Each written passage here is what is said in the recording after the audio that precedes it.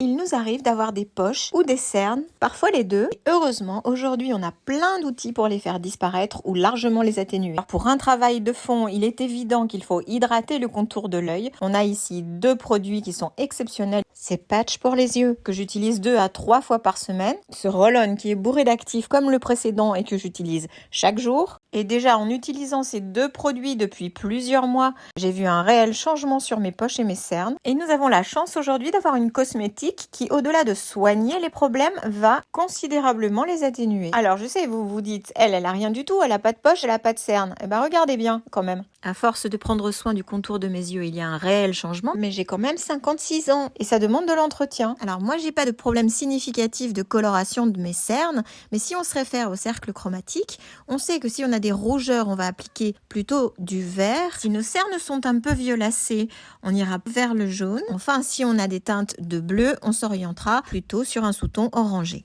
J'ai personnellement choisi ici une teinte neutre, 2 tons au-dessous de ma carnation. Cette fois-ci, j'ai pris le fond de teint crème. J'ai tout d'abord aspergé un pinceau fluffy de brume fixatrice afin de fixer la matière et d'éviter qu'elle ne file dans les ridules. Le cerne est situé dans le coin interne de l'œil, donc on évitera d'étirer largement sous l'œil la matière. On risque d'obtenir un halo blanc tout autour de l'œil façon retour de ski. Absolument disgracieux. Il vaut mieux étirer la matière au coin externe de l'œil en partant vers la tempe pour lifter le regard vers le haut. J'ai ensuite pressé ce fond de teint crème avec la pulpe du doigt pour qu'il ne fasse vraiment qu'un avec ma peau. Pour finir, on s'en doutait, c'est incontournable, j'ai appliqué ma poudre fixatrice. On vient la presser en appuyant bien avec une éponge de préférence et on obtient ceci. Alors, c'est pas une réussite ça? Je vous pose là des captures d'écran avant-après et dites-moi ce que vous en pensez de cette histoire de cernes quand même. Je vous dis à bientôt, je vous embrasse bien fort.